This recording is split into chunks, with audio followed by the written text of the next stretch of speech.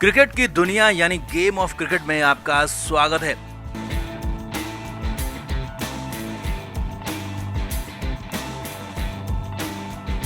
Leeds के मैदान में भारत और इंग्लैंड के बीच में पहला टेस्ट मैच खेला जा रहा है। टीम इंडिया बहुत ज्यादा अच्छी हालत में हो सकती थी, लेकिन एक नहीं, दो नहीं, तीन नहीं, छह कैच टपकाए गए और हालात ये हैं कि अब भारत और इंग्लैंड इस टेस्ट मैच में बराबरी पर खड़े हैं। दूसरी पारी में जरूर टीम इंडिया ने ठोस शुरुआत की है, लेकिन इसके बाद भी जीत आसान नहीं है। तो ऐसे में अब भारत की जीत कैसे होगी, कैसे चौथे दिन कंफर्म जीत का प्लान होगा, तो इसको लेकर जसप्रीत बुमराह जो मीडिया के सामने आए उन्होंने बताया कि अब हम लीड्स में कैसे जीतेंगे। बुमराह ने साफ साफ कहा कि फिर तो हम जीत ही जाएंगे, तो 3 काम करने हैं। जी हाँ, बुमराह ने बताया कि सिर्फ 3 काम करने और हमारे लिए लीड्स में महाजीत तय है। तो दिखाते हैं, आपको बताते हैं सब कुछ। आप भी वीडियो को शेयर करें, कमेंट बॉक्स में अपनी राय जरूर दें। तो लीड्स के मैदान में टीम इंडिया ने पहली पारी में जबरदस्त बल्लेबाजी की थी, 471 रन बनाए, लेकिन हालात तब और खराब हो गए जब इंग्लैंड की टीम ने भी पहली पारी में 465 रन गिरते पड़ते बना ही डाले, क्योंकि भारतीय गेंदबाज बुमराह के अलावा इतने असरहीन साबित हुए कि लोअर ऑर्डर पुछल्लों तक को आउट नहीं कर पाए। 6 कैच टपका दिया और उसके बाद हालात अब ये हैं कि टीम इंडिया के लिए इस टेस्ट मैच को जीतना बेहद जरूरी है। तो ऐसे में अब कैसे मिलेगी जीत, क्योंकि अभी फिलहाल तीसरा दिन खत्म होने के बाद टीम इंडिया को 96 रन की बढ़त है। तो ऐसे में जसप्रीत बुमराह सामने आए और बुमराह ने बताया कि अब कैसे मिलेगी भारत को जीत। बुमराह ने बताया कि अब भारतीय टीम के बल्लेबाजों को कम से कम 300 से ऊपर का टारगेट सेट करना होगा। बुमराह ने बताया कि 300 से नीचे का टारगेट इंग्लैंड के लिए बिल्कुल भी नाकाफी साबित होगा, इसीलिए भारत के बल्लेबाजों को मिडिल ऑर्डर को बेहतर खेलना होगा और 300 रन का टारगेट कम से कम देना होगा। और अगर 300 रन का टारगेट दे देते हैं तो हम पहली जंग यहीं पर जीत जाएंगे। बुमराह ने कहा कि दूसरी पारी में हमें अब जब बल्लेबाजी के बाद गेंदबाजी की बारी आएगी तो हमें एकदम एक्यूरेसी के साथ गेंदबाजी करनी होगी और नई बॉल का फायदा उठाना होगा। बुमराह ने कहा कि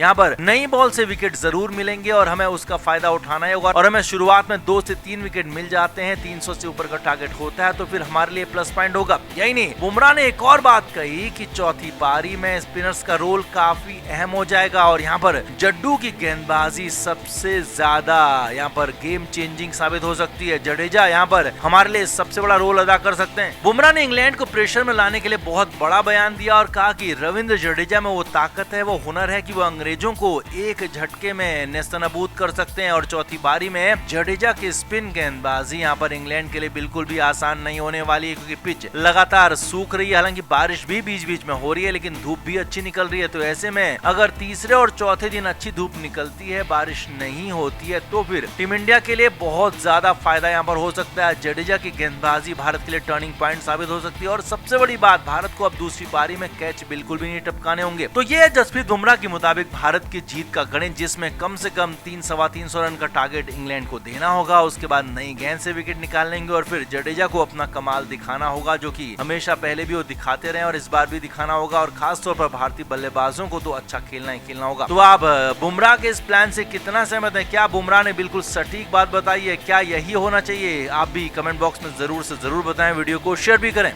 तो इंग्लैंड ने दूसरे दिन 209 रन बना दिए सिर्फ 49 ओवर में, करीब 4.5 के औसत से, और सिर्फ 3 विकेट गिरे और तीसरा विकेट भी आखिरी मोमेंट्स में गिरा और तीनों के तीनों विकेट लिए जसप्रीत बुमराह ने। जी हाँ, बुमराह इंग्लैंड के खिलाफ अकेले लड़ रहे हैं, बाकी के गेंदबाज पूरी तरह से फ्लॉप साबित हो रहे हैं। हाल यह है कि मोहम्मद सिराज, प्रसिद्ध कृष्णा, शार्दुल ठाकुर, रविंद्र जडेजा, ये चारों के चारों गेंदबाज पूरी तरह से असरहीन दिख रहे हैं। खास तौर पर शार्दुल और प्रसिद्ध कृष्णा की तो जमकर T20 स्टाइल में पिटाई हुई है और हालात ये हैं कि टीम इंडिया के लिए गेंदबाज अकेले बुमराह बचे हुए और उनका भी शुभमन गिल सही तरीके से इस्तेमाल नहीं कर पा रहे हैं। इसीलिए तो कप्तानी के मामले पर संजय मांजरेकर पूरी तरह से भड़क गए। संजय मांजरेकर ने कहा कि शुभमन गिल को अभी कप्तानी के मामले में बहुत ज्यादा सीखने की जरूरत है। उनकी कप्तानी में आक्रामकता कहीं भी नहीं दिख रही है, वो पूरी तरह से डिफेंसिव हो गए हैं। बल्लेबाजी उन्होंने अच्छी कर ली, होगी, लेकिन कप्तानी कब सीखेंगे इसके लिए उन्हें वक्त देना होगा। अब हालांकि सीधे सीधे तो नहीं कहा, लेकिन मांजरेकर की बातों का मतलब यही था कि शुभमन गिल आप बल्लेबाजी तो अच्छी कर लोगे, लेकिन कप्तानी का हुनर कहां से लाओगे, कप्तानी कहां से सीखोगे, वो आपके अंदर होनी चाहिए जो दिख नहीं रही है। इसीलिए तो गेंदबाजों में परिवर्तन जो हुआ, फील्डिंग का जो एडजस्टमेंट हुआ, उसने बहुत ज्यादा मुश्किलें भारत के लिए खड़ी की। एक नहीं, दो नहीं, तीन नहीं, 4 से 5 कैच यहाँ पर छूट गए और हालात ये थे कि रविंद्र जडेजा जैसे बड़े खिलाड़ी ने, बड़े फील्डर ने यहाँ पर कैच छोड़ा। बुमराह की बॉलिंग में बॉलीपॉप का कैच छूटा, 2 बार बॉलीपॉप के कैच छूटे और यहाँ तक की हाल हुए कि बुरी तरीके से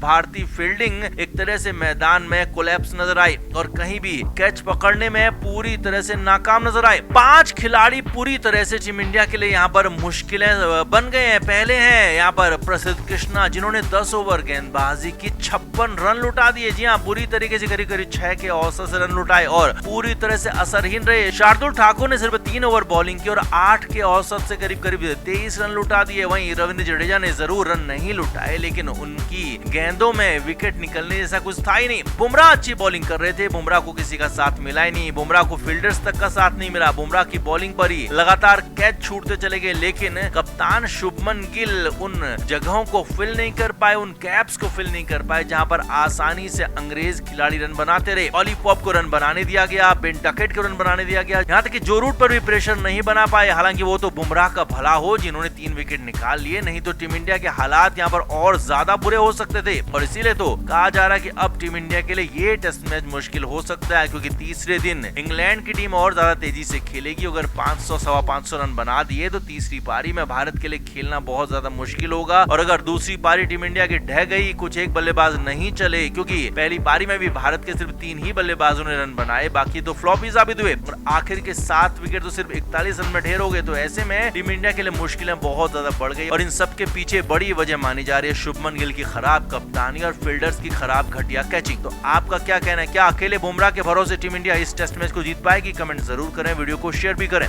तो लीड्स के हेडिंग्ले में पहले दिन भारतीय टीम का जोरदार प्रदर्शन रहा। सिर्फ 3 विकेट टीम इंडिया के गिरे, 2 शतक हो गए, 359 रन बन गए और रन रेट था 4.5 का। बेसबॉल वाली टीम इंग्लैंड के खिलाफ 4.5 के रन औसत से भारतीय खिलाड़ियों ने रन बनाए। जायसवाल ने सेंचुरी ठोकी, शुभमन गिल सेंचुरी बनाकर नॉट आउट है, तो ऋषभ पंत भी तूफानी बल्लेबाजी कर रहे हैं। तो वहीं अब इसके बाद कहा जाने लगा है कि भारतीय टीम की जीत तय होगी है और ये कहने वाले हैं इंग्लैंड के दिग्गज माइकल वॉन। जी हाँ, अंग्रेज कप्तान बेन स्टोक्स ने टॉस जीतकर पहले गेंदबाजी का फैसला लिया और फैसले पर बवाल हो गया, क्योंकि लीड्स में धूप खिल रही थी और माइकल वॉन के साथ साथ इंग्लैंड की टीम के बाकी खिलाड़ियों का, टीम मैनेजमेंट का भी मानना था कि धूप खिली हुई थी तो टॉस जीतकर पहले बल्लेबाजी का फैसला होना चाहिए था। और लेकिन यहाँ पर गलती हो गई, बड़ी गलती हो गई है और इसीलिए अब अपने ही कप्तान बेन स्टोक्स को इंग्लैंड के खिलाड़ी भी, इंग्लैंड के एक्सपर्ट्स भी कोस रहे हैं, यहाँ तक कि चेंज रूम में भी इसे लेकर बवाल होने की खबर है। अब इंग्लैंड के दिग्गज कप्तान रहे माइकल वॉन ने कहा है कि लीड्स टेस्ट में इंग्लैंड की टीम पारी की हार से हारेगी, क्योंकि यहाँ पर अब भारत के पास